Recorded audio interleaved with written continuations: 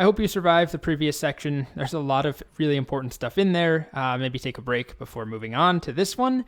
I don't really have a real title for this section. I'm calling it Committing in More Detail, but it's more than that. This section does cover some more stuff around committing, but also there are some assorted Git topics thrown in here that didn't really fit anywhere else neatly. So let's talk about what actually matters. We're going to talk about something called atomic commits, writing atomic commits. That sounds scarier than it is. It's just an approach as to how you break down commits. We'll say it's important, but I wouldn't stress about it, not critical. If you're on a Windows machine, when we installed Git, we also configured VS Code to be the default editor. If you're on a Mac, that was not part of the installation process. It didn't prompt us for that.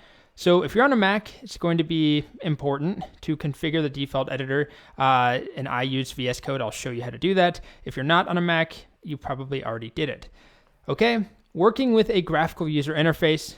I like showing it. A lot of students enjoy it, but 100% optional, not essential to using Git. It's one option, but you could go your whole life without ever touching a GUI. Amending commits, we'll say, is nice to have.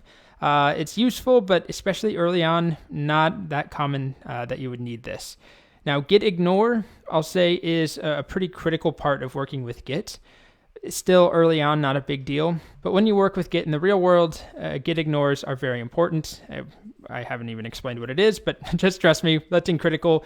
Writing good commit messages, we'll say, is important, but again, not like a fundamental thing, more of a matter of taste and opinion. And then navigating the Git documentation, we'll say important as well, but not critical. I'm not really a big fan of the Git docs, honestly. They're very intimidating. So as you can see, it's kind of a mixed bag here. There are some nice to haves that I still recommend watching, but amending commits, for example, working with a GUI, I don't think they're all that important. But working with git ignores, and then some good practices for writing commits, writing atomic commits, writing good commit messages, worth your time, but don't freak out about it. So let's get started.